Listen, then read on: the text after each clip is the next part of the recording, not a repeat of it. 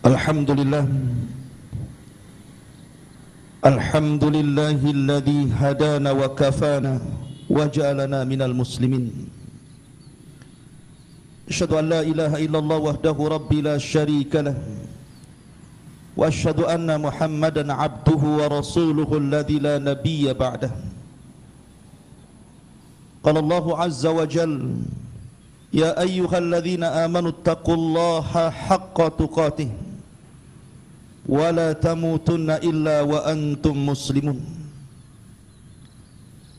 Fa inna asdaqal hadithi kitabullah wa khairal huda huda Muhammadin sallallahu alaihi wasallam wa syarral umuri muhdatsatuha wa kullu muhdatsatin bid'ah wa kullu bid'atin dhalalah wa kullu dhalalatin finnar. Ma'asyiral muslimin, usikum wa nafsi bitaqwallah, faqad fazal muttaqun. Fa usalli wa usallimu ala sayyidina Muhammadin wa ala alihi wa sahbihi ajmain. Ma'asyiral muslimin, jamaah Jumat yang dimuliakan Allah Subhanahu wa taala, salah satu yang bisa menyelamatkan manusia ketika manusia berada di padang mahsyar adalah dua perkara. Pertama syafaat, dan yang kedua rahmat dari Allah Subhanahu wa taala. Sebagaimana hadis Nabi sallallahu alaihi wasallam, syafa'atil malaikatu wa syafa'an nabiyyun wa syafa'al mu'minun wa lam yabqa illa arhamur rahimin. Kelak pada hari kiamat, para malaikat akan memberikan syafaat kepada manusia. Begitu juga para nabi dan juga orang-orang yang beriman. Ketika tidak ada syafaat lagi, maka mereka hanya bisa ditolong dengan kasih sayang Allah Subhanahu wa taala atau rahmat dari Allah Jalla fi'ula. Ma'asyiral muslimin yang dimuliakan Allah Subhanahu wa taala, namun di sana ada umat Rasul, umat Muhammad sallallahu alaihi wasallam. Ada orang-orang yang tidak memperoleh syafaat sama sekali. Dan ini bahaya. Sebab salah satu yang bisa menyelamatkan kita, salah satunya adalah syafaat. Dan yang terakhir adalah rahmat dari Allah Subhanahu wa taala. Itu pun kalau Allah mau. Siapakah mereka? Orang-orang yang tidak akan mendapatkan syafaat dari umat Rasul sallallahu alaihi wasallam.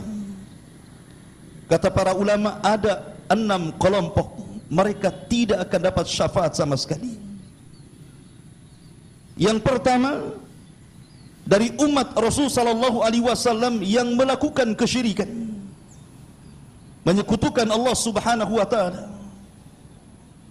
Di mana Allah Subhanahu wa taala berfirman dalam Al-Qur'an, la in asyrakta la yahbatanna amaluka wa la takunanna minal khasirin. Kalau engkau berbuat syirik, menyekutukan Allah Subhanahu wa taala, hancur semua amalan kalian dan kalian termasuk orang-orang yang rugi. Dan Allah Subhanahu wa taala menjelaskan di mana mereka tidak akan dapat syafaat. Dan Allah katakan, wala tanfa'uhum syafa'atu syafi'in. Dan siapapun yang memberikan syafaat, tidak ada manfaat diberikan kepada orang-orang yang menyekutukan Allah Subhanahu wa taala. Kemudian yang kedua, orang-orang yang suka mencaci, orang-orang yang suka memaki, orang-orang yang suka melaknat. Sebagaimana Nabi sallallahu alaihi wasallam bersabda, la yakununa la'anuna syufa'a wala syuhada yaumal qiyamah. Para pencaci dan pemaki, para pelaknat, mereka tidak akan dapat syafaat dan mereka tidak akan jadikan saksi pada hari kiamat. Padahal umat Rasul akan menjadi saksi bagi umat-umat sebelum Rasul. Ma'asyiral muslimin yang dimuliakan Allah Subhanahu wa taala, betapa banyak di masyarakat kita ini orang yang mudah mengeluarkan kata-kata kotor, terkadang kata-kata binatang dengan mudah dan entengnya.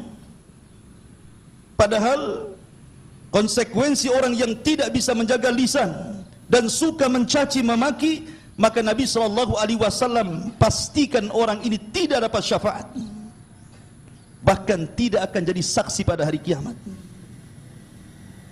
Kemudian yang ketiga, para pendusta syafaat itu sendiri. Orang yang mendustakan syafaat, al-jaza min jinsil amal, maka balasannya sebagaimana perbuatannya. Ketika dia mendustakan syafaat, maka dia tidak akan dapat syafaat. Nabi SAW bersabda, "Man kadzdzaba bisyafa'ati falaysa lahu fiha nasibun." Siapapun yang mendustakan syafaat, maka dia tidak akan mendapatkan syafaat sedikit pun pada hari kiamat. Kemudian yang nomor 4, mereka orang-orang yang lari daripada syariat Rasul sallallahu alaihi wasallam, yang jauh dari petunjuk Nabi sallallahu alaihi wasallam, sebagaimana hadis haud, hadis telaga. Kita tahu bahwa setiap para nabi itu punya telaga, dan telaga ini menentukan haus dan tidaknya kita di padang mahsyar. Bagaimanapun ketika Anda berada di padang mahsyar, maka matahari didekatkan 1 mil di atas kepala. Anda bisa rasakan bagaimana panasnya dan bagaimana hausnya. Tetapi orang yang meminum dari telaga Nabi sallallahu alaihi wasallam, falam yadma abadah, maka dia tidak pernah haus selamanya. Ketika ada sekelompok orang mendatangi telaga Nabi sallallahu alaihi wasallam, tiba-tiba diusir. Kemudian Nabi sallallahu alaihi wasallam memanggil-manggil mereka dan mengatakan, ummati ummati. Dalam riwayat ashabi ashabi. Mereka adalah umatku ya Rabb. Mereka adalah umatku ya Rabb. Biarkan mereka masuk, biarkan mereka minum dari telagaku. Tapi Allah Subhanahu wa taala mengatakan, ya Muhammad, innaka la tadri ma ahdatsu ba'daka innahum ghayyaru wa baddalu. Wahai Muhammad, engkau tidak tahu apa yang mereka lakukan sepeninggalmu. Mereka sudah berubah, mereka sudah tidak ikut lagi ajaranmu, mereka lari daripada syariatmu, mereka jauh dari petunjukmu. Mereka lah orang-orang yang melakukan perbuatan bid'ah dan juga mengekor kepada hawa nafsu. Maka mereka tidak akan dapat syafaat pada hari kiamat, naudzubillah. Kemudian yang nomor 5 dan yang nomor 6 disebutkan dalam satu redaksi hadis. Kata Nabi SAW, sinfani min ummati lan tanalahuma syafa'ati yaumal qiyamah. Ada 2 kelompok, kata Nabi SAW, pada hari kiamat tidak akan disentuh syafaatku. Kata Nabi SAW, ada 2 kelompok pada hari kiamat tidak akan disentuh syafaatku sama sekali. Kemudian Nabi SAW menyebutkan yang pertama, imamun zalum, pemimpin yang zalim. Pemimpin yang zalim. Maka para pemimpin yang zalim tidak akan dapat syafaat. Justru sebaliknya, para pemimpin yang adil. Nabi SAW bersabda, sab'atun yudhilluhumullahu fi dhillihi yawma la dhilla illa dhilluh. 7 kelompok yang akan mendapatkan naungan di hari yang tidak ada naungan kecuali naungan Allah. Salah satunya adalah imamun adil, diletakkan pada urutan pertama, pemimpin yang adil. Maka sebaliknya, para pemimpin yang zalim, yang mereka justru jauh daripada hukum-hukum Allah, menjauhi Al-Quran dan Sunnah Nabi SAW, dan memilih hukum-hukum manusia, sehingga mereka memutuskan tidak pernah adil. Karena siapapun yang jauh daripada syariat Allah, maka jauh daripada keadilan. Maka pemimpin yang seperti ini akan dijauhkan dari syafaat Nabi SAW. Kemudian yang terakhir, nomor 6, dalam redaksi hadis yang sama, kata Nabi SAW, kullu ghalin marikin, setiap orang yang melampaui batas dalam agama sehingga dia keluar dari Islam. Seperti siapa? Seperti orang-orang Khawarij. Karena Nabi SAW mengisyaratkan bagaimana orang-orang Khawarij itu yamrukuna minad din kama yamrukus sahmu anir ramiyah. Mereka melesat dari Islam seperti melesat anak panah dari busurnya. Dan Nabi SAW mengatakan, فَإِذَا لَكِيتُمُوهُمْ فَاقْتُلُوهُمْ فَإِنَّ فِي قَتْلِهِمْ أَجْرٌ. Apabila engkau mendapatkan kelompok yang seperti ini, perangi mereka, karena dalam memerangi mereka terdapat pahala yang besar di sisi Allah Subhanahu wa taala. Mereka lah orang-orang yang terpapar dengan ideologi teroris. Karena kita tahu bahwa kelompok Khawarij ini pengasas ideologi teroris. Sebagaimana Nabi SAW bersabda, yaqtuluna ahlal Islam wa yada'una ahlal awthan. Mereka membunuh orang-orang Islam tetapi membiarkan para penyembah berhala. Na'udzubillahi min dzalik. Inilah 6 kelompok, kata Nabi SAW, tidak akan dapat syafaat. Padahal syafaatlah penentu keselamatan. Dan syafaat itu diberikan bukan hanya oleh para malaikat, Nabi SAW, para nabi, orang-orang yang beriman, termasuk para syuhada, termasuk anak kepada orang tua, termasuk puasa, Al-Quran, dan begitu seterusnya. Tapi 6 kelompok ini sama sekali tidak akan dapat syafaat berdasarkan nas Al-Quran dan sabda Nabi SAW. Aqulu ma tasmaun, aqulu qawli hadha wastaghfiruh innahu huwal ghafurur rahim. Bihamdillahi wassalatu wassalamu ala rasulillah wa ala alihi wa sahbihi wa mawalah wa la hawla wa la quwata illa billahi wa ba'du. Abu Hurairah radhiyallahu anhu datang kepada Nabi SAW bertanya soal siapa orang yang paling bahagia dengan syafaat Nabi SAW pada hari kiamat.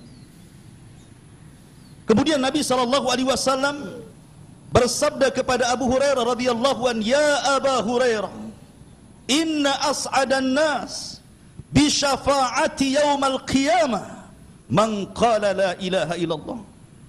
Sesungguhnya orang yang paling bahagia dengan syafaatku pada hari kiamat adalah orang yang meninggal dan dia berada di atas la ilaha illallah, artinya masih mentauhidkan Allah Subhanahu wa taala. Kita tahu bahwa manusia yang paling besar yang akan memberikan syafaat pada hari kiamat adalah Rasul kita Muhammad sallallahu alaihi wasallam.